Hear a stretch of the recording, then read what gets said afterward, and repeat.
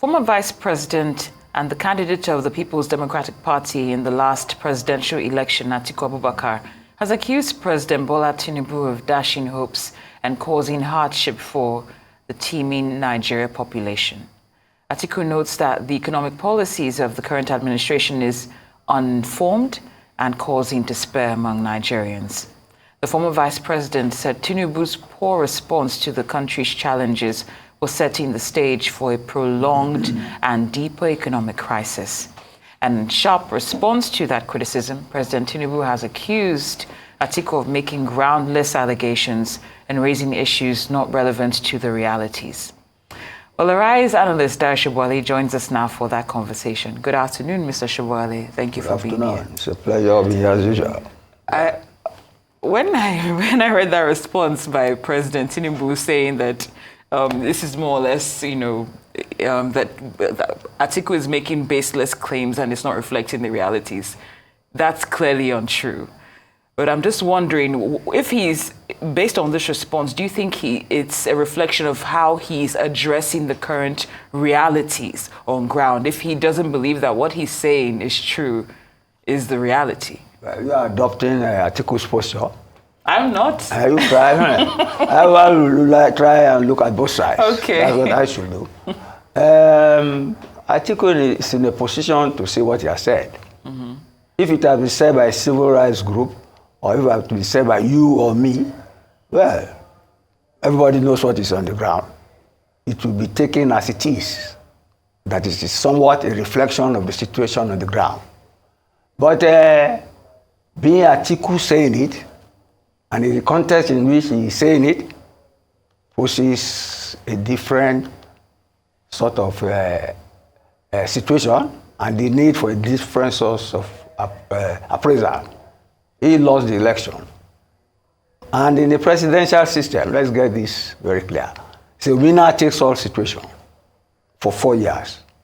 You do the election, you win the election as president in an executive presidency, you take over for 4 years. The buck stops on your table. There is no room in the presidential system for assistant or what we call alternative president or president in waiting. It's only at election time that that competition is settled, and whoever wins should be given a clear course to run based on his manifesto. The Renewed Hope manifesto is not a stranger to all of us. Even Atiku knows it by heart. But you see, Atiku is behaving like an alternative president. He's not an alternative president. And he should not behave in what I will call après-moi le deluge syndrome, which is that after me, there is nothing, nobody can do anything after me. It is wrong. Political competition is like sports. I will give you an analogy. It may look trivial. I'm a national fan. I'm happy now. We won yesterday. All right. But there was a time we won, and two of the Arsenal players, after the match, were quarreling with each other. So they asked the elated coach, how do you see to that? He said he likes it, because it means they like the team and they will perform better, provided they don't get personal. Atiku is getting personal. He sees nothing good in what the government has done. So he's exposing himself to a charge of sour grapes that he has not even recovered from the fact that he lost the election. But this is not a parliamentary democracy. You get me? You have the meeting in parliament, and every Wednesday you have question time. If there is a vote of no confidence, the prime minister is in trouble. No. This is a presidential system of government which is guided by separation of powers. If there is dispute between the three centers of power, it is settled in the Supreme Court. See the last litigation on the election that went to the Supreme Court. The Supreme Court judges had to mourn or lament that it is not done, that you take foreign laws to come and determine your own cases. Atiku has done that. Atiku, you see, we know the problems on the ground, but to see nothing good in what the government is doing, it's not the best. It's not sportsmanlike, and it's not expected of a statesman like him. But then, government has given the response, and government will always give the response. But whether he likes it or not, government will be power for 4 years. To me, if he's so idle, I will offer an advice. He can reorganize his party so that the thing that led to them losing like they did will not happen again. That will make his party members happy. He should not be playing Shylock, Shylock in Merchant of Venice, asking for his pound of flesh because he lost the election. He can't have the pound of flesh because it's not possible. There's an elected government in place. There should be constructive criticism, alternate ways of doing things, not the total dismissal of policies and all whatnot. The Nigerians who voted for this president voted for him above him. They must see, they know what they saw there. And in spite of all this hardship, you can still hear some people pleading for mercy for the government. That maybe you turn around, you have to suffer a bit before things come around. For somebody to be throwing mud all the time at a government in earnest, in working to make life better for people, is poor sportsmanship. Yes. All right. Having said that, in his statement, Dayo Onanuga, did make the admission that the choices that have been made by Mr. President would have political and economic costs there would be political and economic costs of reforms versus economic recession. He chose political and economic costs.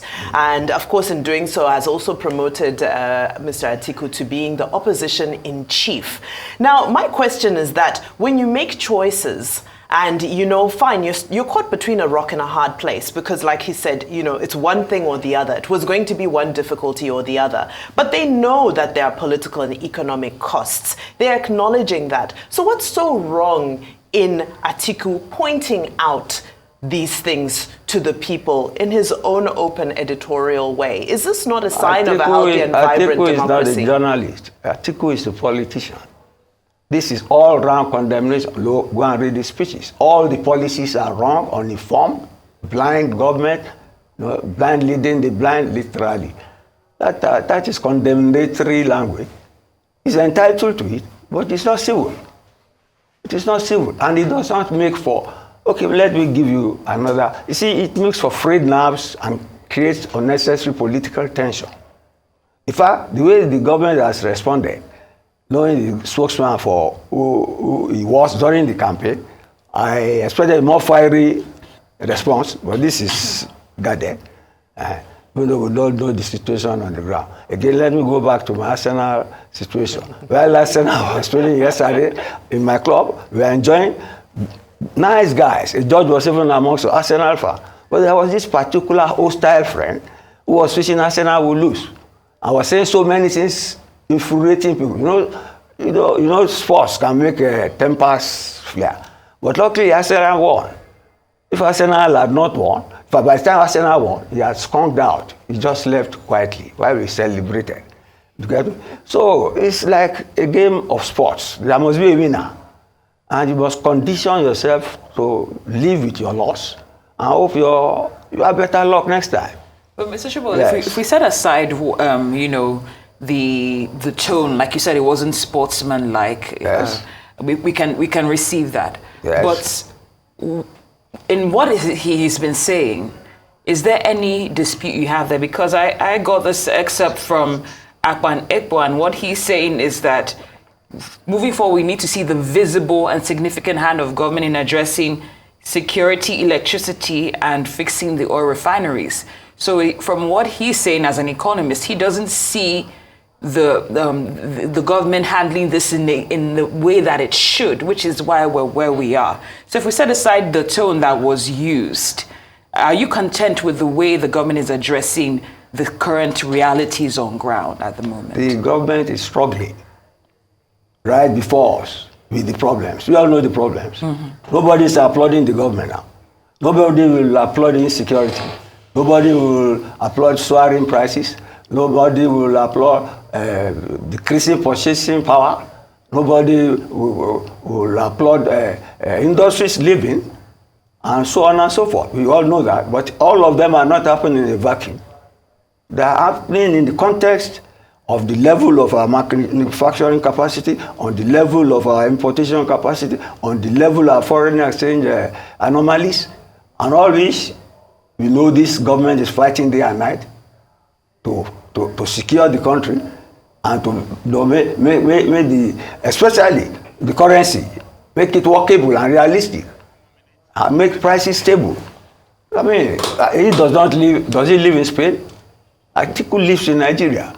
You cannot say everything government is doing is wrong. I said it is destructive criticism. He lost the election, let him live with it. Let him criticize, but let him not provoke. Do you get the difference? Let him criticize and let him not provoke. Yes. I'm going to allow you to land on that note, something thought-provoking, certainly.